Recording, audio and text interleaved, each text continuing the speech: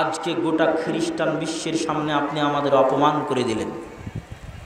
গোটা খ্রিস্টান বিশ্ব অপেক্ষায় আছে, বাপরে বাপ, বাইতুল মুকাদ্দাস সমর্পণ করে দিচ্ছে, যেই বাইতুল মুকাদ্দাস সারা পৃথিবীর বিনিময়ে খ্রিস্টানরা রাজি হবে না। ইউরোপের কি নাই, জার্মান ফ্রান্স ইংল্যান্ডের কি নাই, যে জার্মান ফ্রান্স ইংল্যান্ডকে সিরিয়ার মাটিতে যুদ্ধ করতে হবে? জার্মান ইংল্যান্ড ফ্রান্সের কি নাই, যে জার্মান ইংল্যান্ড ফ্রান্সকে ফিলিস্তিনের মাটিতে যুদ্ধ করতে হবে? ইহুদিদের কি নাই, ট্রাম্পের কি নাই, যে জেরুজালেমকে রাজধানী করতে হবে? গোটা দুনিয়া আমাদের দিয়ে দেন, বলেন যে বাইতুল মুকাদ্দাস মুসলমানদের দিয়ে দাও, গোটা দুনিয়া তোমাদের দিয়ে দিলাম। আমরা মুসলমানেরা কোনো বাংলাদেশ চাই না, পাকিস্তান চাই না, কিচ্ছু চাই না, সব নিয়ে চলে যাও, খালি মক্কা মদিনার বাইতুল মুকাদ্দাস আমাদেরকে দাও। দিয়ে দেন, কোনো দিন রাজি হবে না। সারা পৃথিবীর বিনিময়ে বাইতুল মুকাদ্দাস দিতে রাজি হবে না। বাইতুল মুকাদ্দাসে তাদের নবীর মা মারিয়াম আলাইহিস সালাতু ওয়াস সালাম বাইতুল মুকাদ্দাস খেদমত করেছেন, ঝাড়ু দিয়েছেন। ঈসা আলাইহিস সালামের মা মারিয়াম আলাইহিস সালাতু ওয়াস সালাম, ঈসা আলাইহিস সালামের জন্ম জেরুজালেমে, তাদের বিশ্বাস অনুযায়ী ঈসা আলাইহিস সালামের মৃত্যু জেরুজালেমে, আমাদের বিশ্বাস ঈসা আলাইহিস সালাম জীবিত আসমানে। তাদের দাবি অনুযায়ী ঈসা আলাইহিস সালামের কবর জেরুজালেমে। ইহুদিদের দাবি অনুযায়ী দাউদ আলাইহিস সালাতু ওয়াস সালাম, সত্য কথা, দাউদ আলাইহিস সালাম সারা পৃথিবী রাজত্ব করেছে জেরুজালেমে বসে, বাইতুল মুকাদ্দাসে বসে। সুলাইমান আলাইহিস সালাতু ওয়াস সালাম সারা পৃথিবী রাজত্ব করেছে বাইতুল মুকাদ্দাসে বসে, বাইতুল মুকাদ্দাসে সিংহাসন রেখে, জেরুজালেমের সিংহাসন রেখে সারা পৃথিবী শাসন করেছে। ওই বাইতুল মুকাদ্দাস ইহুদি খ্রিস্টানদের নিকটে সবচেয়ে সম্মানী ওই বাইতুল মুকাদ্দাস ওমর ইবনুল খাত্তাবের হাতে সমর্পণ হচ্ছে। আর ওমর ইবনুল খাত্তাব এসেছেন জীর্ণ শীর্ণ পোশাক পরে, ওমর ইবনুল খাত্তাব এসেছেন উটের রশি ধরে টানতে টানতে। সাহাবীরা হন্তদন্ত হয়ে এসে বলছে মান সম্মান সব শেষ। ওমর রাদিয়াল্লাহু তাআলা বলছেন, খামোশ শোনো, আমি ওমর মরুভূমির রাখাল, আমার কোনো ইজ্জত ছিল না, আমার কোনো সম্মান ছিল না, আমার কোনো পাওয়ার ক্ষমতা ছিল না। আমার মতো মরুভূমির রাখাল আজ অর্ধজাহানের শাসক, আমার মতো মরুভূমির রাখালের এত ক্ষমতা, এত সম্মান যে জেরুজালেম আমার হাতে সমর্পণ হচ্ছে। এত সম্মান, এত ক্ষমতা, এত পাওয়ার আমার মতো মরুভূমির রাখাল কাপড় চোপড় দিয়ে অর্জন করেনি, উটের পিঠে বসে অর্জন করেনি। এত ক্ষমতা, এত পাওয়ার কোরআনের বরকতে। আল্লাহু আকবার। এই কোরআনকে যদি তোমরা অবমূল্যায়ন করো, সাহাবীদের বলতেছি, এই কোরআনকে যদি তোমরা অবমূল্যায়ন করো, যতই দামি কাপড় পরে থাকো আর যতই পারমাণবিক বমের মালিক হও না কেন, তোমাদের কপালে অপমান লেখা আছে, তোমাদের কপালে লাঞ্ছনা লেখা আছে। আর সব ছেড়ে দাও, কিছু নাই, ফকির তুমি, মিসকিন তুমি, কিন্তু মূল্যায়ন করো কোরআনকে। পৃথিবীর পারমাণবিক শক্তিধর রাষ্ট্র তোমার সামনে এসে নমনম করবে। এইটা কোরআনের বরকত, এইটা কোরআনের ক্ষমতা। এটা তো কাপড় চোপড় দিয়ে অর্জন করিনি, আর উটের পিঠ দিয়ে অর্জন করিনি। এই বরকত কোরআনের বরকত। এই কোরআনের কারণে আল্লাহ কোনো জাতিকে উত্থান ঘটান, আর এই কোরআনকে অবমূল্যায়ন করার কারণে আল্লাহ কোনো জাতির অধঃপতন ঘটান। আজ কল্পনা করেন, আমাদের এই উপস্থিত মজলিসে হাজারো মানুষ, রাস্তাঘাট বাজারে যত মানুষ আছে সব মিলে লাখো মানুষ। এই লাখো মানুষের মধ্যে কয়জন আজ পবিত্র কোরআন তেলাওয়াত করেছে? কয়জন? আমি, আপনি, আশেপাশে, ডানে বামে, সামনে, কয়জন? সারা মাসে কয়জন কোরআন তেলাওয়াত, কোরআন খুলে দেখেছে? সারা বছরে কয়জন কোরআন খুলে দেখেছে? আর এই জায়গায় কল্পনা করেন, আজ যদি সারা বাংলাদেশের প্রত্যেকটা মানুষ সকালবেলা উঠে কোরআনের বরকতে বরকতমণ্ডিত হতো। আমি কোরআন পড়লাম মানে আমি কোরআনের বরকত নিলাম, আমার বাড়িতে কোরআন পড়া হলো মানে আমার বাড়ি কোরআনের বরকত নিল। সারা বাংলাদেশের প্রত্যেকটা মানুষ কোরআন পড়লো মানে সারা বাংলাদেশ কোরআনের বরকত নিল। তো সারা জাতি যদি কোরআনের বরকতে বরকতমণ্ডিত হয়ে যায়, ওই জাতিকে থামানোর মতো, ওই জাতিকে আটকানোর মতো, আর ওই জাতিকে অপমান করার মতো কোনো শক্তি পৃথিবীতে জন্ম নেয়নি। কিন্তু আমি আপনি যদি কোরআন না পড়ি, কোরআন মূল্যায়ন না করি, কোরআন না বুঝি, না বুঝার চেষ্টা করি, তাহলে এই যে কাপড় দিয়ে জড়িয়ে আপনার বাড়ির তাকে রাখা আছে, হাজারবার চুমা দিলেও, হাজারবার বুকে জড়ালেও এই কোরআন কিয়ামতের মাঠে আপনার বিরুদ্ধে কথা বলবে যদি না পড়েন। বুঝাতে পারিনি মনে হয়? আপনার ভালোবাসার কমতি নেই, আপনি হাজারবার চুমা দেন, হাজারবার বুকে লাগান, নিচে আরবি লেখা পড়ে গেলে উঠিয়ে রাখেন, এর কোনো দাম নাই বাবা। এই কোরআনে তুমি সারাদিন 1 লক্ষ বার চুমা দাও, কোরআন যদি না পড়ো, কোরআন কিয়ামতের মাঠে তোমার বিরুদ্ধে কথা বলবে। কোরআনের হক হচ্ছে কোরআন পড়ো, এই জন্য কোরআন দেওয়া। কি জবাব দিবা আল্লাহর কাছে? সারা জীবনে সব কিছু করার সময় হয়েছে, মুসলমানের সন্তানের কোরআন শেখার সময় হয়নি, মুসলমানের সন্তানের কোরআন পড়ার সময় হয়নি। এর চেয়ে বড় হতভাগা, এর চেয়ে বড় দুর্ভাগা, এর চেয়ে বড় নিমুখ হারাম, এর চেয়ে বড় অপমানিত লাঞ্ছিত জাতি পৃথিবীতে কেউ হতে পারে না। আজকে আমার আপনার যতটুকু সম্মান আছে, আজ মুসলিম বিশ্বের যে যে দেশের যতটুকু সম্মান আছে, ওয়াল্লাহি আল্লাহর কসম, ওয়াল্লাহি আল্লাহর কসম, ওয়াল্লাহি আল্লাহর কসম, আজ আমার আপনার যতটুকু সম্মান আছে, এই কোরআনের বরকতে সম্মান আছে। যেই প্রজন্ম আজ আসতেছে, 30 বছর আগের প্রজন্ম, মুরব্বীদের প্রজন্ম মক্তবে কোরআন শিখেছিল। যেই প্রজন্ম আজ আসতেছে, কিন্ডারগার্টেন স্কুল, ব্রাক স্কুল, উমুক স্কুল, তুমুক স্কুল, ইংলিশ মিডিয়াম স্কুল, মক্তব বন্ধ, কোরআন শিখতে কেউ যায় না, মক্তব থাকলেও কেউ কোরআন পড়তে যায় না। কোরআনবিহীন যে প্রজন্ম গড়ে উঠতেছে, যারা কোরআন পড়া জানে না, যারা কোরআনের বরকতে বরকতমণ্ডিত নয়, এদের ভাগ্যে এমন অপমান লেখা থাকবে, এদেরকে রোহিঙ্গাদের মতো কচুকাটা করা হবে। এত অপমান লেখা থাকবে, এত লাঞ্ছনা লেখা থাকবে, ভয়ঙ্কর দৃশ্য আমি চোখ বন্ধ করলে দেখতে পাই। কিন্তু ওটার থেকে উদ্ধার করতে পারে একটাই জিনিস, সেটা হচ্ছে কোরআন পড়ো, কোরআন শিখো। আরে তুমি ডাক্তার হও, ইঞ্জিনিয়ার হও, যা হও, কিন্তু প্রতিদিন সকাল তোমার শুরু হবে কোরআনের বরকত দিয়ে। তুমি নিজে কোরআনের বরকতে বরকতমণ্ডিত হবে, গোটা পরিবার কোরআনের বরকতে বরকতমণ্ডিত হবে, গোটা দেশ গোটা জাতি কোরআনের বরকতে বরকতমণ্ডিত হবে। কোরআনের বরকতে গোটা দেশ পরিপূর্ণ হয়ে যাবে। তখন এই জাতিকে অপমানিত করবে এরকম ক্ষমতা, এরকম শক্তিধর কেউ দুনিয়াতে জন্ম নেয়নি। সম্মানিত উপস্থিতি, কোরআন শিক্ষার গুরুত্ব বুঝাতে গিয়ে আপনাকে বলি, আপনাদের এই চাঁপাইনবাবগঞ্জ অঞ্চলের মানুষের মসজিদগুলোতে মক্তব চালু আছে, এটা আমার জরিপ। থাকা ভালো, চলুক, আলহামদুলিল্লাহ। কিন্তু রমজানকে কেন্দ্র করে আমভাবে, শুধু ছোট বাচ্চাদের জন্য নয়, রমজানকে কেন্দ্র করে আমভাবে মসজিদে সকল মানুষের জন্য কোরআন শিক্ষার ব্যবস্থা করতে হবে, সকল মানুষের জন্য। রমজানে তো কোনো কাজ নাই, জোহর পর থেকে আসর থেকে মাগরিব পর্যন্ত কি কাজ? মসজিদে এসে কোরআন শিক্ষার ব্যবস্থা করেন।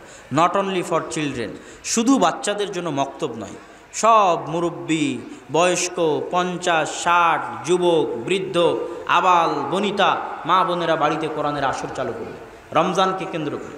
এটাই আমার আজকের বক্তব্যের আমানত। দোহাই লাগে আল্লাহ সুবহানাহু ওয়া তাআলা, আনশুদুকুম বিল্লাহ, আল্লাহ সুবহানাহু ওয়া তাআলার ওয়াস্তে আপনাদেরকে বলছি, রমজান মাসের সবচেয়ে বড় প্রস্তুতি হচ্ছে কোরআনের বরকতে গোটা চাঁপাইনবাবগঞ্জ জেলাকে বরকতমণ্ডিত করে দিন। ইনশাআল্লাহ বলেন, ইনশাআল্লাহ।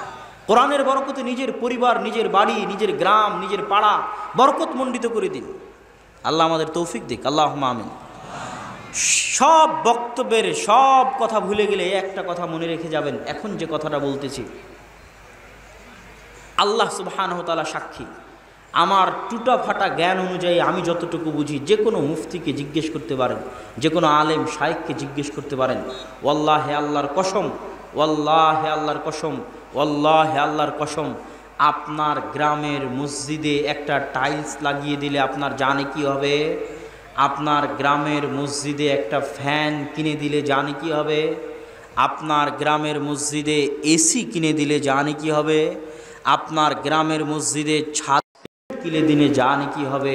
গ্রামের একটা ভাঙ্গা বেড়া, ভাঙ্গা টিনের মসজিদে কোরআন শিক্ষার ব্যবস্থা করলে আল্লাহর কসম, আল্লাহর কসম, আল্লাহর কসম, ওই রকম লাখো এসি দান করার চাইতে, ওই রকম কোটি টাইলস দান করার চাইতে, ওই রকম শত ব্যাগ সিমেন্ট দান করার চাইতে, ওরকম 1000 টন রড দান করার চাইতে বেশি নেকি হবে একটা কোরআনের আসর চালু করলে ইনশাআল্লাহ। বক্তব্যের সব অংশ ভুলে গেলে এই একটা অংশ আপনাদের হাতে ধরি, পায়ে ধরি, এই একটা অংশ ভুলে যাবেন না। যদি মসজিদের উন্নয়নের কথা আসে, সবার আগে যেন আমার এই কথা মাথায় থাকে যে আব্দুল্লাহ বিন আব্দুর রাজ্জাক বলে গেছিল সুবাগ হাই স্কুল মাঠে, কি বলে গেছিল? যে একটা মসজিদের ছাদের রডের ব্যবস্থা করতে, সিমেন্টের ব্যবস্থা করতে, টাইলসের ব্যবস্থা করতে, একটা মসজিদের এসির ব্যবস্থা করতে খরচ করলে জানে কি হবে? ওই দেয়ার চরাঞ্চলে নদীর ওপারে চরাঞ্চলে একটা ভাঙ্গা টিন ভাঙ্গা বেড়ার মসজিদে যদি আমি কোরআন শিক্ষার ব্যবস্থা করে দিতে পারি, তার চেয়ে হাজার গুণ লাখো গুণে বেশি নেকি হবে ইনশাআল্লাহ। এই একটা কথা। আব্দুর রাজ্জাক বিন ইউসুফ আপনাদের শ্রদ্ধেয়, আপনাদের গ্রামের, আপনাদের এলাকার মানুষ আসবেন, বক্তব্য দিবেন, তার পুরো বক্তব্য যদি ভুলে যান, আমার এই একটা কথা যেন না ভুলেন, এটা আমার করজোরে রিকোয়েস্ট। কোরআনের বরকতে রমজান মাসে গোটা চাঁপাইনবাবগঞ্জ যতজন এখানে উপস্থিত হয়েছেন, নিজ নিজ এলাকায় ফিরে গিয়ে আজকেই সিদ্ধান্ত নেবেন কোরআনকে কেন্দ্র করে সবার জন্য, আবাল বৃদ্ধ বনিতা শিশু বয়স্ক সকলের জন্য কোরআনের দার্স উন্মুক্ত হবে। নারীরা কোরআন শিখবে, বৃদ্ধরা কোরআন শিখবে, বাচ্চারা কোরআন শিখবে, দোয়া শিখবে। কোরআনের বরকতে গোটা জাতিকে বরকতমণ্ডিত করতে হবে। এটা রমজানের সবচেয়ে বড় প্রস্তুতি। কোরআনবিহীন রমজানের কোনো মূল্য নাই। রমজানের সব সম্মান কোরআনের বরকত, লাইলাতুল কদরের সব সম্মান কোরআনের বরকত। সম্মানিত উপস্থিতি, রমজান মাসের দ্বিতীয় প্রস্তুতি, রমজান মাসের দ্বিতীয় প্রস্তুতি যদি আপনাকে বলি, তাহলে সবার আগে আপনাকে বুঝতে হবে শয়তান কাকে বলে, শয়তান কি করতে পারে। আমরা দুনিয়াতে যত মানুষ গুনাহ করি, সব মানুষ আমাদের নিজেদের অন্তরকে কন্ট্রোল করতে না পারার জন্য গুনাহ করি। আর কোনো কারণ নাই দুনিয়াতে গুনাহ করার। যে জেনা করছে ও অন্তরকে কন্ট্রোল করতে পারে না, তাই জেনা করছে। যে সুদ খাচ্ছে ও অন্তরকে কন্ট্রোল করতে পারে না, তাই সুদ খাচ্ছে। যে চুরি করছে ও অন্তরকে কন্ট্রোল করতে পারে না, তাই চুরি করছে। আর কোনো কারণ নাই গুনাহের, একটাই কারণ, সেটা হচ্ছে আমাদের অন্তরের ওপর কন্ট্রোল ক্ষমতা দুর্বল। কেন? আমাদের এই অন্তরের ওপর ক্ষমতা আছে শয়তানের। কার ক্ষমতা আছে? এই ক্ষমতা আল্লাহ শয়তানকে দিয়েছে। শয়তান অনেক শক্তিশালী, অনেক পাওয়ারফুল। শয়তানের ক্ষমতা বলতে গিয়ে রাসূল সাল্লাল্লাহু আলাইহি ওয়াসাল্লাম বলেন, মা মিন মাউলুদিন ইল্লা ইয়ামাসসুহু শাইতান। এমন কোন আদম সন্তান দুনিয়াতে জন্মগ্রহণ করে না, যে আদম সন্তান জন্ম নেওয়ার পরে সর্বপ্রথম তার গায়ে শয়তানে টাচ করে না, স্পর্শ করে না, এমন কোন আদম সন্তান দুনিয়াতে জন্মগ্রহণ করে না। আর এই স্পর্শ করা কাল্পনিক রূপক অর্থে নয়, বাস্তবে স্পর্শ করা। হাত্তা ইস্তাহিল্লা সারেখা, শয়তানের স্পর্শে ওই ছোট বাচ্চা কেঁদে ওঠে। তাহলে শয়তানের সাথে আমাদের সম্পর্ক এত মজবুত, এত শক্তিশালী, আমাদের উপর শয়তানের প্রভাব এত মজবুত, এত শক্তিশালী, যে জন্ম হওয়ার পরে সবার আগে কে আমাদেরকে স্পর্শ করার সুযোগ পেয়েছে? শয়তান। ইল্লা মারিয়াম ও ইবনুহু, তবে মারিয়াম এবং তার সন্তান ঈসাকে শয়তান স্পর্শ করেনি। আল্লাহু আকবার। দ্বিতীয় হাদিস, রাসূল সাল্লাল্লাহু আলাইহি ওয়াসাল্লামের, এমন কোন আদম সন্তান পৃথিবীতে নাই ইল্লা ওয়ালাহু কারিনান, যে আদম সন্তানের দুটো বন্ধু নাই। কারিনুম মিনাল মালাইকা ওয়া কারিনুম মিনাশ শাইতান। একটা হচ্ছে শয়তান বন্ধু, আর একটা হচ্ছে ফেরেশতা বন্ধু। জন্মের পর থেকে এখানে যত জন বসে আছে প্রত্যেকের সাথে দুইজন করে আছে। আমার সাথে দুইজন আছে, এনার সাথে দুইজন আছে, প্রত্যেক মানুষের সাথে দুইজন আছে। একটা ফেরেশতা, একটা শয়তান, একটা ফেরেশতা, একটা শয়তান। তাহলে শয়তান আমাদের সাথে কত ওতপ্রোতভাবে জড়িত। এগুলো কি আপনার কাছে কাল্পনিক মনে হয় না বাস্তব? বাস্তব, এগুলো কাল্পনিক নয়। দেখেন, যদি কাল্পনিক হয় তাহলে পৃথিবী সৃষ্টির আর কোনো রহস্য বাকি থাকে না। কি করতে আল্লাহ পৃথিবী সৃষ্টি করবেন আর আমাকে আপনাকে সৃষ্টি করবেন? আপনি যদি একটা গেম খেলেন, গেম খেলার মতো যদি ভিলেন না থাকে যাকে ধরে আপনি মারবেন, এরকম যদি কোনো ভিলেন না থাকে, ওই গেম খেলে তো মজা নাই। পৃথিবীতে আপনি একটা গেম চালু করে দিয়েছে আল্লাহ সুবহানাহু ওয়া তাআলা। শুরুতেই আমরা, আমাদের ভিলেন ইবলিস আর তার বাহিনী, যাও আদম সন্তানকে পথভ্রষ্ট করো। গেম। কোরআন এবং হাদিস দিয়ে দিয়েছে, নবী রাসূল দিয়েছে, আদম সন্তানকে সৎ পথে দেখাও। এখন আদম সন্তান কোন দিকে যাবে এটাই তো গেম। মরা পর্যন্ত এখন যুদ্ধ করো, কোন দিকে যাবা, হারবা কি জিতবা এখন তোমার ব্যাপার। ভিলেন তোমার শয়তান, বন্ধু তোমার নবী রাসূল ফেরেশতা কোরআন হাদিস, কোন দিকে এখন তুমি যাবা। এটাই তো গেম, এটাই তো খেলা। এই খেলা যদি শয়তান না থাকে তো এই খেলা তো জমবে না। আপনি যদি শয়তানের অস্তিত্ব অস্বীকার করেন তাহলে এই খেলা জমবে না। কার বিরুদ্ধে লড়াই করবেন আপনি? দুনিয়াতে কার বিরুদ্ধে আমল করবেন? কে আপনাকে পথভ্রষ্ট করবে? কে আপনাকে গুনাহের দিকে ডাকবে? শয়তান শপথ করেছে, আদমের কারণে যদি জাহান্নামে যাওয়া লাগে তো আমি একাই জাহান্নামে যাব না। এত সহজ যে আদমকে সিজদা না করার কারণে আমাকে জাহান্নামে যেতে হবে, আমি একাই জাহান্নামে যাব না। ওয়ালা উজিল্লান্নাহুম ওয়ালা উমান্নিয়ান্নাহুম ওয়ালা আমুরান্নাহুম, অবশ্যই আদম সন্তানকে পথভ্রষ্ট করবই করব। শয়তানের শপথ কোরআনে। অবশ্যই আদম সন্তানকে ডান দিক থেকে বাধা দিব সিরাতে মুস্তাকিমে যেতে, আদম সন্তানকে বাম দিক থেকে বাধা দিব সিরাতে মুস্তাকিমে যেতে, আদম সন্তানকে সামনে থেকে বাধা দিব সিরাতে মুস্তাকিমে যেতে, আদম সন্তানকে পিছে থেকে বাধা দিব সিরাতে মুস্তাকিমে যেতে। লায়ার সুদু লায়াজলিসু লিকুল্লি মারসাদ, শয়তান আদম সন্তানের প্রত্যেকটা পদক্ষেপে অপেক্ষারত থাকে যেন ওই প্রত্যেকটা ধাপ তাকে ভুল পথে পরিচালিত করতে পারে শয়তান। এটা শয়তানের শপথ, এটা শয়তানের টার্গেট। এই জন্য কোরআনে আল্লাহ বলেছে, ইন্নাশ শাইতানা লাকুম আদুউম মুবিন, শয়তান তোমাদের প্রকাশ্য শত্রু। আমেরিকা, ইসরায়েল, ইহুদি, খ্রিস্টানদের গালি দিয়ে লাভ নাই। ওই আমেরিকা, ইসরায়েল, ইহুদি, খ্রিস্টান, হিন্দু এদের সাথে আপনার কবে যুদ্ধ হবে কেউ জানে না, কিন্তু সকাল থেকে সন্ধ্যা পর্যন্ত জন্মের পর থেকে আপনাকে জাহান্নামে নিয়ে যাচ্ছে যে শয়তানটা, ওর সাথে তো যুদ্ধ শুরু করেন। বুঝতে পারেননি মনে হয়? ও তো আপনার সাথে আছে, এখনও আছে, ও তো সবচেয়ে বড় শত্রু। আল্লাহ কোরআন এটাই বলেছে, ইন্নাশ শাইতানা লাকুম আদুউম মুবিন। শয়তান যদি নাই থাকবে, শয়তান নাই যদি নাই থাকবে, তুমি কোরআন পড়তে চাও? ঠিক আছে, কোরআন পড়ার আগে বলবা আউযু বিল্লাহি মিনাশ শাইতানির রাজিম, হে আল্লাহ আপনার নিকটে পরিত্রাণ চাই বিতাড়িত শয়তান হতে। এই সালাত আদায় করতে চাও? সালাত আদায়ের মধ্যে কোরআন তেলাওয়াত করতে হবে। শুরুতে বলবা আউযু বিল্লাহি মিনাশ শাইতানির রাজিম, হে আল্লাহ আপনার নিকটে পরিত্রাণ চাই বিতাড়িত শয়তান হতে। শয়তান যদি নাই থাকবে তো 14 বারই দোয়া পড়ে লাভ কি? কথা মানে বুঝাতে পারিনি আমি কি আপনাদেরকে কথা বুঝাতে পেরেছি? কি লাভ 1000 বার 1,00,000 বার এই দোয়া পড়ে? মানে শয়তান এত ভয়ঙ্কর, শয়তানের অস্তিত্ব এত বাস্তব যে মুসলমান কোরআন পড়লে আগে শয়তান থেকে বাঁচতে চাও, অনেক ভয়ঙ্কর।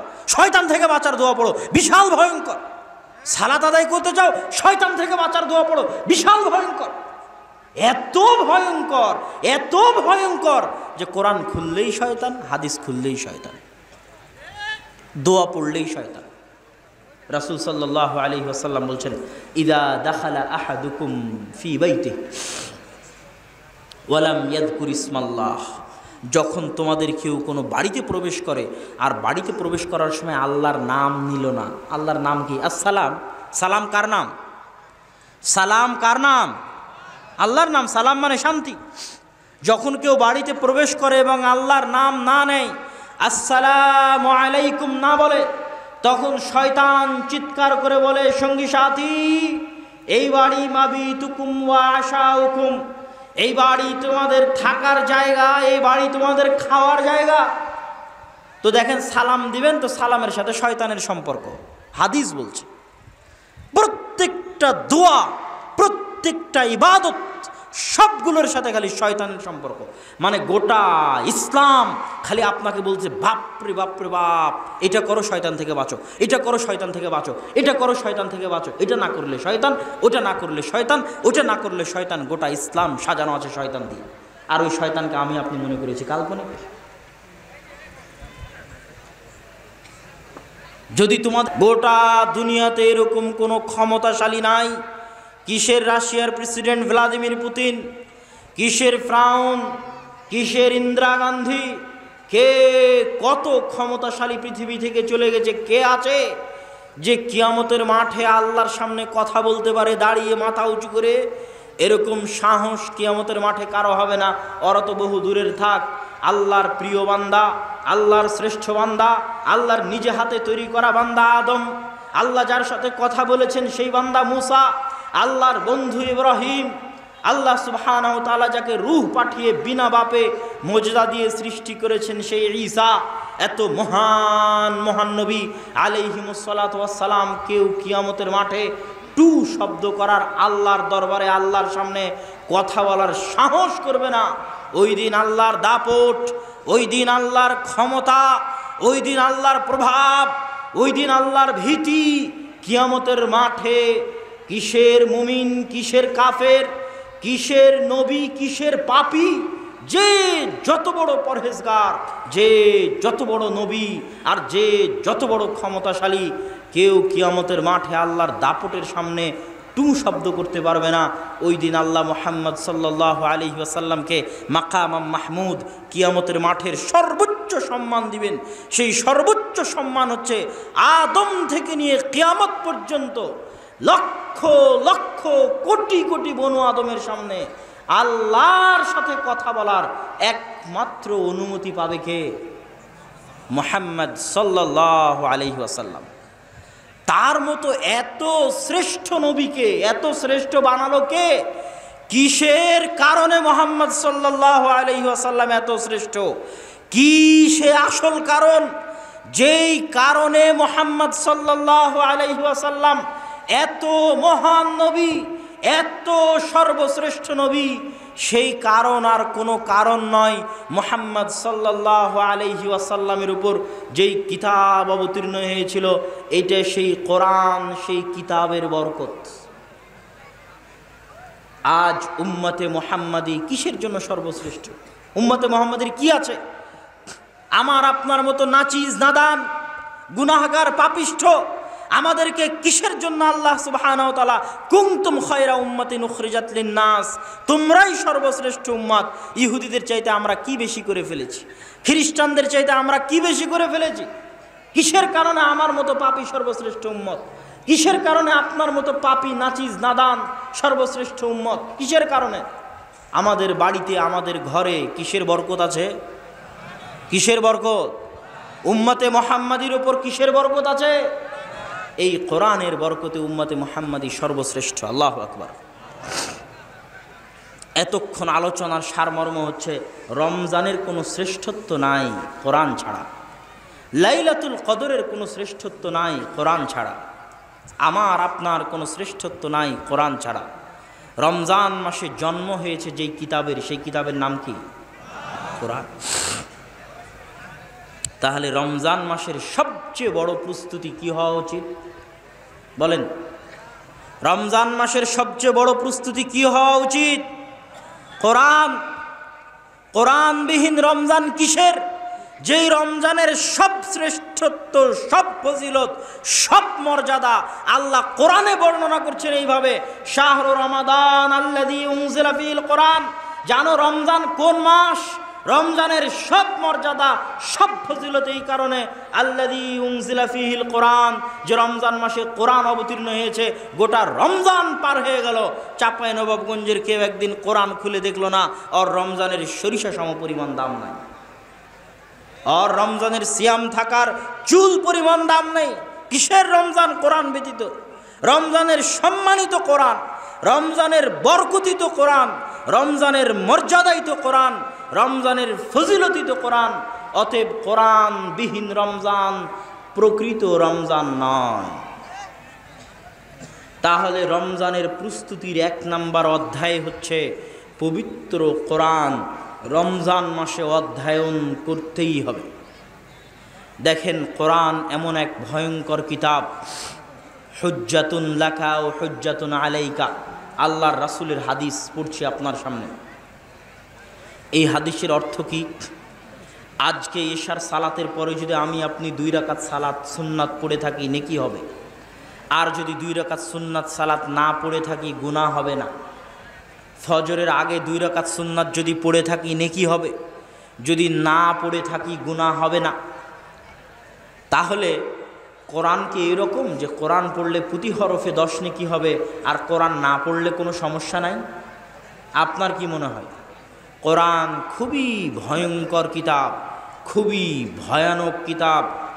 আল কোরআন ইয়াতাকাল্লামু ইয়াউমাল কিয়ামাহ।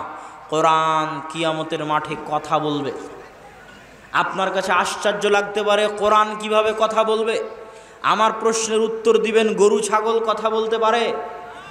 গরু ছাগল কথা বলতে পারে? আমি আপনি কথা বলতে পারি? তো গরু ছাগলকে কথা বলতে দাও, কথা বলার সুযোগ দিল না, আমাকে কথা বলার সুযোগ দিল, সেই সত্তা কে? আল্লাহ।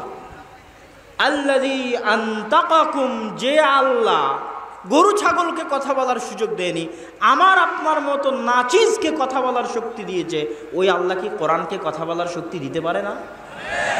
পারে। আল কোরআন ইয়াতাকাল্লামু ইয়াউমাল কিয়ামাহ, কোরআন কিয়ামতের মাঠে কথা বলবে। আর যখন কোরআন কিয়ামতের মাঠে কথা বলবে, তখন আমার আপনার পরিস্থিতি হবে খুবই ভয়ঙ্কর। সুন্নাতের মতো নয়, নফলের মতো নয়, রাখলে নেকি না রাখলে গুনাহ নাই, এটা নয়। আল কোরআন হুজ্জাতুন লাকা ওয়া হুজ্জাতুন আলাইকা। দুনিয়ার মানুষ, ইয়া আইয়ুহান নাস, ইয়া আইয়ুহাল্লাযীনা আমানু, ও হে চাঁপাইনবাবগঞ্জবাসী, ও হে ইমানদারগণ, তোমাদেরকে বলে যাচ্ছি, আল কোরআন হুজ্জাতুন লাকুম ওয়া আলাইকুম। এই কোরআন হয় তোমাদের পক্ষে কথা বলবে কিয়ামতের মাঠে, না হয় তোমাদের বিপক্ষে কথা বলবে কিয়ামতের মাঠে। আল্লাহ রাসূল বলেননি যে কোরআন কিয়ামতের মাঠে যে কোরআন পড়েছে ওর পক্ষে কথা বলবে, আর যে কোরআন পড়েনি কোরআন চুপ থাকবে, এ কথা বলেননি। যে দুনিয়াতে কোরআন পড়েনি, কোরআন কিয়ামতের মাঠে ওর বিপক্ষে কথা বলবে। কেন বিপক্ষে কথা বলবে?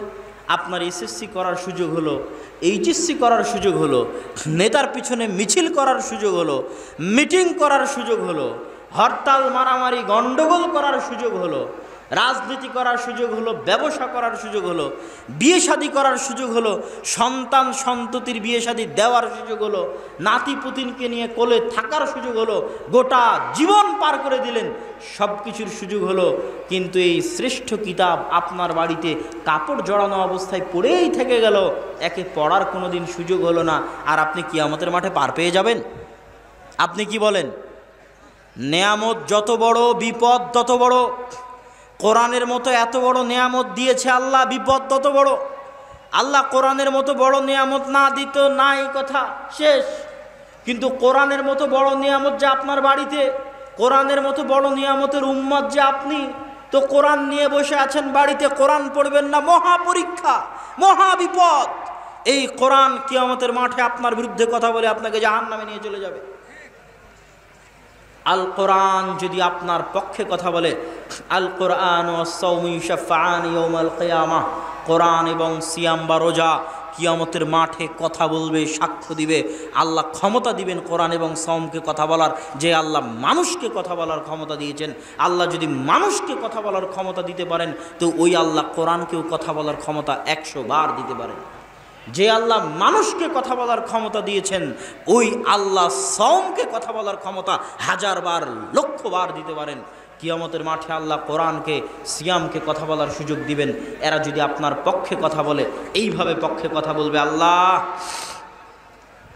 সিয়াম, কোরআন রাত জাগতে দেয়নি, রাত্রি জেগে কোরআন পড়েছে, সিয়াম না খেয়ে থেকেছে, শাহওয়াতকে কন্ট্রোল করেছে, জান্নাতে দিয়ে দাও। আল্লাহ সুবহানাহু ওয়া তাআলা কোরআনের শাফাত শুনে জান্নাতে দিয়ে দিবেন। দেখেন কোরআন কি কিতাব, কত ভয়ঙ্কর কিতাব।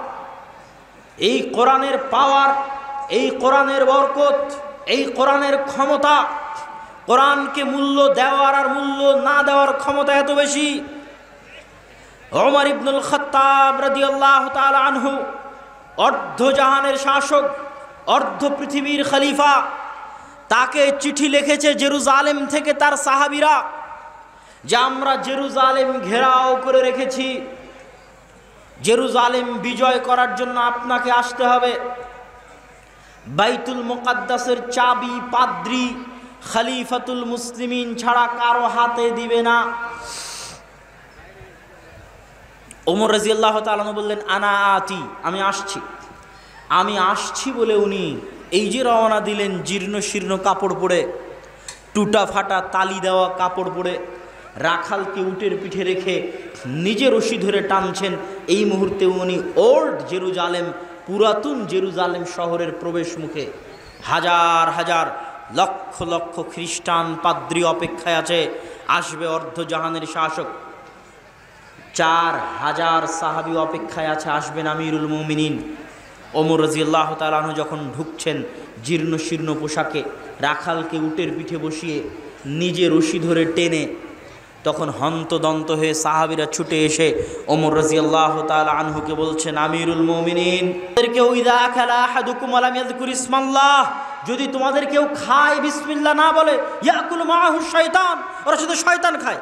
খেতে গেলাম তাও শয়তান, সালাম দিতে গেলাম বাড়িতে তাও শয়তান। যখন তোমাদের কেউ কোনো পাত্র ঢাকে এবং পাত্র ঢাকার সময় আল্লাহর নাম নেয়, ওই পাত্র শয়তান খুলতে পারে না। যখন তোমাদের কেউ দরজা বন্ধ করে, বন্ধ করার সময় আল্লাহর নাম নেয়, ওই দরজা শয়তান খুলতে পারে না। যখন তোমাদের কেউ জানালা বন্ধ করে, বন্ধ করার সময় আল্লাহর নাম নেয়, ওই জানালা শয়তান খুলতে পারে না। তো জানালা বন্ধ করতেও শয়তান, দরজা বন্ধ করতেও শয়তান, পাত্র ঢাকবো তাও শয়তান। তো শয়তান কি কাল্পনিক? কোরআন হাদিস কি তাহলে পাগল? কোরআন খুললে শয়তান, হাদিস খুললে শয়তান। আমি আপনাকে বুঝাতে চাচ্ছি, হে যুবক, বিশেষ করে তোমাদেরকে, আমাদের শয়তান সবচেয়ে বড় ধোঁকা কোথায় দেয়? আমরা গান শোনার সময় মনে করি যে আমার মজা লাগছে তাই গান শুনছি। সকালবেলা ঘুমানোর সময় মনে করি, ফজরের সময়, যে আমার ঘুমাতে ভালো লাগছে তাই ঘুমাচ্ছি। কিন্তু আসলে কাহিনী কি? আসলে কাহিনী হচ্ছে আমার কানে গানকে ভালো লাগাচ্ছে কে? আমার কানে বাজনার আওয়াজকে ভালো লাগাচ্ছে কে? সকালবেলা আমাকে ফজরে ঘুম থেকে উঠতে দিচ্ছে না কে? যুবক, আমার আপত্তি নাই, তুমি আরো 1000 দিন গান শুনো, কিন্তু আল্লাহর ওয়াস্তে তোমার হাতে ধরি, পায়ে ধরি, এই ধোকায় থাকিও না যে তোমার আনন্দের জন্য, তোমার মজার জন্য তুমি গান শুনছো। আল্লাহর কসম, তোমার সবচেয়ে বড় শত্রু শয়তান তোমার কানের মধ্যে বসে গানের আওয়াজকে তোমার কানে ভালো লাগায়, তোমার কাছে ভালো লাগে না, শয়তানে ভালো লাগায়। এখন এই বিশ্বাস নেওয়ার পরে তুমি শোনো, কিন্তু এই বিশ্বাস যদি না করো তাহলে যুদ্ধ তো হবে না। তুমি তো আগেই অস্ত্র সমর্পণ করে দিলাম যে আমার নিজেকে আমি আত্মহত্যা করছি, তো যুদ্ধ কার সাথে করবো? যুদ্ধ তো হবে না। তোমার মনে করতে হবে, ঠিক আছে আমাকে মারা হচ্ছে, কিন্তু এই মারাটা আমি মারছি না, এটা শয়তানে মারছে। তারপরেও মার খাও, কিন্তু এই মনে করে খাও যে মারটা কে দিচ্ছে, এ মারটা কে দিচ্ছে। তাহলে কোনোদিন যুদ্ধ হতে পারে। তুমি যদি মনে করো আমার মজার জন্য গান শুনছি, তো কোনোদিন গান ছাড়া হবে না বাবা। তুমি যদি মনে করো আমার আনন্দের জন্য ফজরে ঘুমাচ্ছি, তো কোনোদিন ফজরে আর উঠা হবে না। আর তুমি যদি এইটা জানার পরেও ঘুমাও যে তোমাকে ঘুম পাড়াচ্ছে কে? ঘুম পাড়াচ্ছে কে? গান শোনাচ্ছে কে?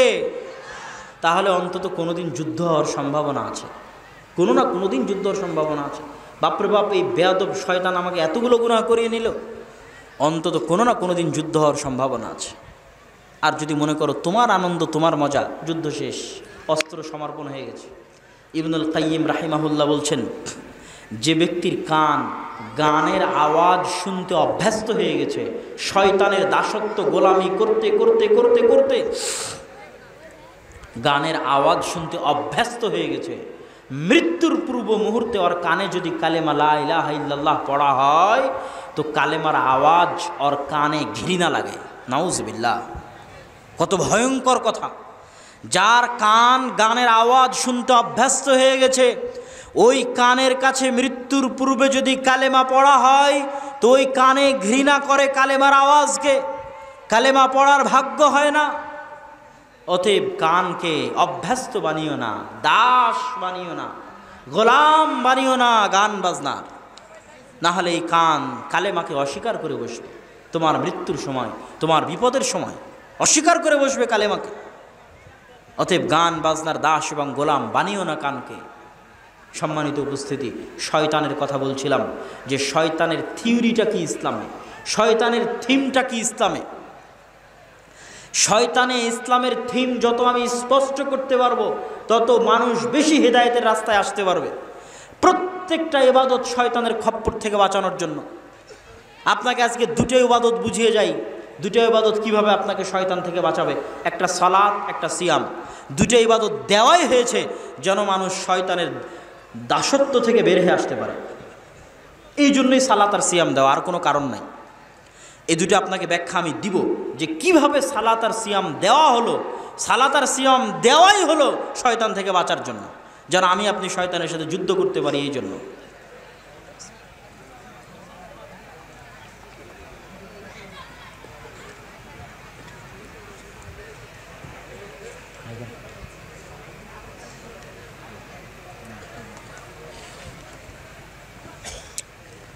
সালাত এবং সিয়াম। প্রথমে আসি সালাত। মানুষের অন্তরের উপর কন্ট্রোল নাই, এই জন্য গুনাহ করে। এর বাইরে কোনো কারণ আছে? আপনার কি মনে হয় এর বাইরে কোনো কারণ আছে? আমি যদি গুনাহ করি এই কারণে আমার মনকে কন্ট্রোল করতে পারিনি, এই কারণে। আপনি গুনাহ করলে ওই কারণে যে মনকে কন্ট্রোল করতে পারিনি, আর কোনো কারণ আছে নাকি? তাহলে একটা সমাধান হচ্ছে গুনাহ থেকে বাঁচার, যে এই অন্তর শয়তানের দাস হয়ে গেছে। এখন এই অন্তরকে শয়তানের দাসত্ব থেকে বের করে নিয়ে আসতে হবে, যেন এই অন্তর শয়তানের সাথে লড়াই করতে পারে। তো আপনি যখন আর্মিতে ভর্তি হবেন, তো আর্মিতে ভর্তি হওয়ার পর আপনাকে যদি বলা হয় যে আপনাকে যুদ্ধ করতে হবে, তো তার জন্য ট্রেনিং লাগবে না? লাগবে না? ট্রেনিং যদি না করেন তো কেমনে আপনি যুদ্ধ শিখবেন? তো অন্তরের ওপর কন্ট্রোল ক্ষমতা প্রতিষ্ঠা করা যদি না শিখেন, তো কেমনে আপনি গুনাহ থেকে বাঁচবেন? তো অন্তরের ওপর যেমন আর্মিতে ভর্তি হওয়ার পর ট্রেনিং নেওয়ার জন্য আপনাকে কিছু করতে হবে, দৌড়াতে হবে, লাফাতে হবে, কায়িক শ্রম করতে হবে, এরকম অন্তরের ওপর কন্ট্রোল ক্ষমতা কায়েম করার জন্য আপনাকে কাজ করতে হবে, কাজ। আর ওই কাজের এক নাম্বার কাজ হচ্ছে শয়তানের সাথে জিহাদ করে, শয়তানের সাথে যুদ্ধ ঘোষণা করে, যে যা মন তা করে করি, যত গুনাহ আছে যা করে করি, সুদ খাই খাই, ঘুষ খাই খাই, জেনা করি করি, বিড়ি খাই খাই, সিগারেট খাই খাই, যত গুনাহ করে করি, আমি যত বড় গুনাহগার হই না কেন সব বিসর্জন দিলাম। গুনাহ করছি করলাম, কিন্তু একটা জিনিসে চুল পরিমাণ ছাড় দেব না। বিড়ি খালে বিড়ি খাওয়া থেকে উঠে গিয়ে, জেনা করলে পতিতালয় থেকে বের হয়ে গিয়ে, সুদ খেলে সুদ খাওয়া শেষ করে বের হয়ে গিয়ে, ঘুষ খেলে ঘুষ খাওয়া শেষ করে বের হয়ে গিয়ে 5 ওয়াক্ত সালাত শয়তানের বিরুদ্ধে যুদ্ধ করে মসজিদে আদায় করবই করব। এটা হচ্ছে পৃথিবীতে শয়তানের বিরুদ্ধে সবচেয়ে বড় জিহাদ, সবচেয়ে বড় যুদ্ধ। কি জন্য? আপনি তো নিজেকে যদি ট্রেনিং আপ না করেন, তা অন্তরের উপর কন্ট্রোল ক্ষমতা কায়েম করবেন কীভাবে? আর ট্রেনিং তো কিছু না করলে ট্রেনিং হবে না, না করলে কেমনে ট্রেনিং হবে? ঘরে বসে থেকে ট্রেনিং হবে না। তো যখন আপনি এই চ্যালেঞ্জ নেবেন, যত বড় গুনাহগার হয় হই, বিড়ি সিগারেট খাই খাই, কিন্তু 5 ওয়াক্ত নামাজে মসজিদে যাবই যাব। একবার যদি শয়তানের সাথে যুদ্ধ করে 5 ওয়াক্ত নামাজে নিজেকে মসজিদে নিয়ে যাওয়ার উপর কায়েম ও দায়েম করতে পারেন, একবার যে আপনার অন্তরের উপর এতখানি কন্ট্রোল ক্ষমতা আপনার প্রতিষ্ঠা হয়ে গেছে, যে আপনি যে কোনো বিনিময়ে শয়তানের সাথে যুদ্ধে জিতে 5 ওয়াক্ত সালাতে মসজিদে যানই যান, এতটুকু যদি কন্ট্রোল ক্ষমতা আপনার অন্তরের উপর কায়েম হয়ে থাকে, ধীরে ধীরে বাকি যে গুনাহগুলো আছে ওগুলো বাদ হয়ে যাবে।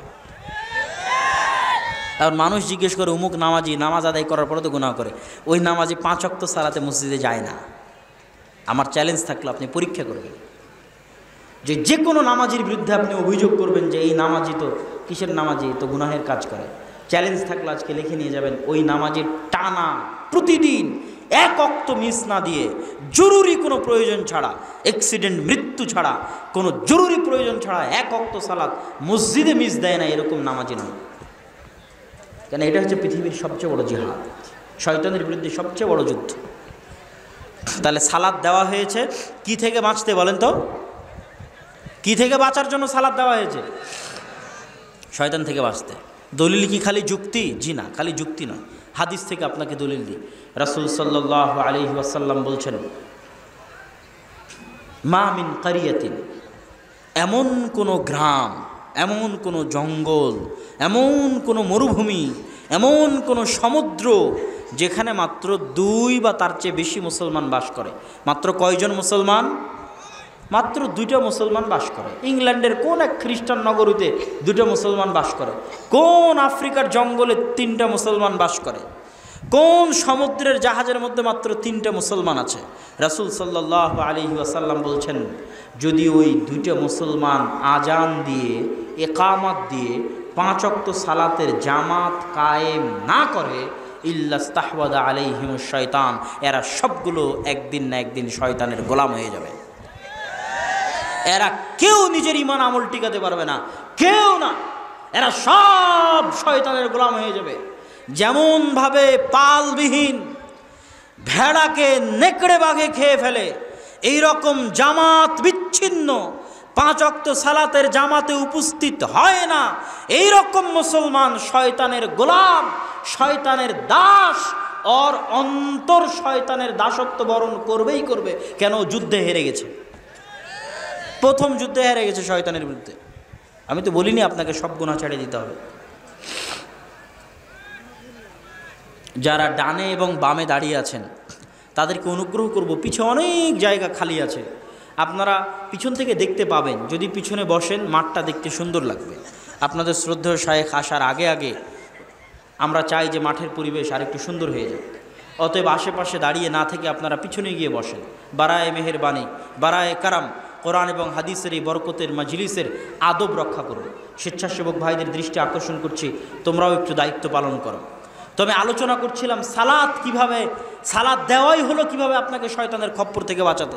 এবার আসে সিয়াম, সিয়াম দেওয়াই হয়েছে আপনাকে শয়তান থেকে বাঁচাতে। কিভাবে মনোযোগ আকর্ষণ করছি, হে চাঁপাইনবাবগঞ্জবাসী, হে সুবাগবাসী, সিয়াম দেওয়াই হয়েছে শয়তানের কবল থেকে, শয়তানের দাসত্ব থেকে, শয়তানের ষড়যন্ত্র থেকে মুসলমানকে বের করে আনার জন্য। কি জন্য? রাসূল সাল্লাল্লাহু আলাইহি ওয়াসাল্লাম বলেছেন, ইন্নাশ শাইতানা ইয়াজরি মাজরাদ দাম, শয়তানের এত পাওয়ার, শয়তানের এত ক্ষমতা যে শয়তান মানুষের রগে রগে চলতে পারে, রক্ত কণিকা, রক্ত নালীতে চলতে পারে, এত ক্ষমতা শয়তানের। ইবনুল কাইয়িম রাহিমাহুল্লাহ বলছেন, যখন মানুষ রোজা রাখে, যখন মানুষ সিয়াম রাখে, না খেয়ে থাকার কারণে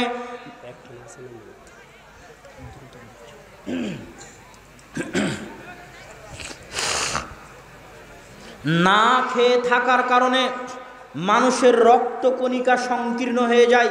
ইবনুল কাইয়িম রাহিমাহুল্লাহ লিখছেন, যখন রমজান মাসে মানুষ রোজা রাখে তখন মানুষের রক্ত কণিকা সংকীর্ণ হয়ে যায়। সংকীর্ণ হয়ে আসার কারণে শয়তান ওই রক্ত কণিকার মধ্যে প্রবেশ করতে পারে না। আল্লাহু আকবার। তাহলে আপনি শয়তান থেকে যদি বাঁচতে চান, যেমন সালাত আদায় করতে হবে, সিয়াম পালন করতে হবে। সিয়াম পালন করলে আপনার রক্তকণিকা সংকীর্ণ হয়ে যাবে, শয়তান ঢুকতে পারবে না। আর যত বেশি খাবেন, যত পেট পরিপূর্ণ করে খাবেন, সারাদিন খাওয়া দাওয়া যত বেশি খাবেন, আপনার রক্তনালিকা তত ফোলা ফোলা থাকবে, ফাঁকা ফাঁকা থাকবে, আর তত বেশি শয়তান প্রবেশ করবে, আর আপনি তত বেশি পথভ্রষ্ট হয়ে যাবেন খালি খাবারের কারণে। এই জন্য সোমবারের সিয়াম রাখেন, বৃহস্পতিবারের সিয়াম রাখেন, শয়তানকে কষ্ট দেন। আপনি সোমবারে সিয়াম রাখলে শয়তান কষ্ট পায়, কেন? ঢুকতে পারে। ইতিমধ্যেই 100টা বন্ধ হয়ে যাওয়া মক্তব চালু করেছি আলহামদুলিল্লাহ, নিজস্ব অর্থায়নে, নিজস্ব খরচে। এবং রমজান মাসব্যাপী সারা বাংলাদেশে প্রায় কয়টা মসজিদে রবিউল 50-50 করে ধরলে, না না না, ওগুলো তো 50-50 করে তো কয়েকটা জেলাতে, হ্যাঁ সব মিলে প্রায় কয়েকটা জেলাতে হিসাব করা হয়নি, প্রায় 300 থেকে 400 মসজিদে গোটা রমজান মাসে আম জনসাধারণের জন্য কোরআন শিক্ষার ব্যবস্থা করা হয়েছে। ইনশাআল্লাহ রমজান মাসে চলবে সারা বাংলাদেশের 300 থেকে 400 মসজিদে, আর দাওয়া ইলাল্লাহর অর্থায়নে আলহামদুলিল্লাহ। আর একটা যেটা বড় কাজ আমরা করেছি সেটা হচ্ছে প্রায় 300 থেকে 400 মসজিদে আমরা এ পর্যন্ত লাইব্রেরি পরিচালনার জন্য 1 কপি করে ফ্রি বই পাঠিয়েছি। আরও অনেক লম্বা লিস্ট আছে আমাদের আবেদনের খাতায়, সেগুলো ধীরে ধীরে ধীরে ধীরে যেতে থাকবে ইনশাআল্লাহ। আমাদের সবচেয়ে টপ প্রায়োরিটির কাজ হচ্ছে কোরআন, আর তারপর হচ্ছে ইলম, জ্ঞান চর্চা, আর তারপরের কাজ হচ্ছে মানব সেবা। মানব সেবা করার জন্য আমরা যখন ফ্রি অক্সিজেনের কাজ শুরু করেছিলাম করোনা কেন্দ্রিক, তখন গোটা বাংলাদেশে প্রায় 60টা অক্সিজেন সিলিন্ডার দিয়ে আমরা গোটা বাংলাদেশে ফ্রি অক্সিজেনের কাজ করেছি। তার পাশাপাশি প্রতি মাসেই গরিব দুঃখী অসহায় রোগীদের জন্য কিছু বরাদ্দ থাকে, সেটা রাখা হয়।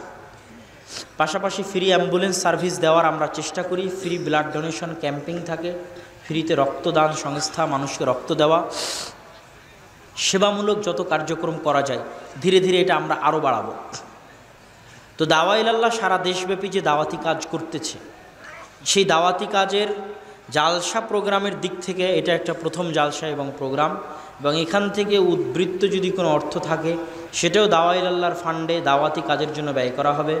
আমি চাইব আজকে চাঁপাইনবাবগঞ্জের মানুষ প্রমাণ করবে যে চাঁপাইনবাবগঞ্জের মানুষ দান করতে কৃপণ নয়, ইনশাআল্লাহ। কি বলেন? ইনশাআল্লাহ। কি জন্য? আপনি কি আপনার টাকা দিচ্ছেন না আল্লাহর দেওয়া টাকা দিচ্ছেন? আল্লাহর দেওয়া টাকা। আল্লাহ তো বলেনি যে আপনি আপনার টাকা দান করেন, এটা বলেননি। মিম্মা রাযাকনাহুম ইউনফিকুন,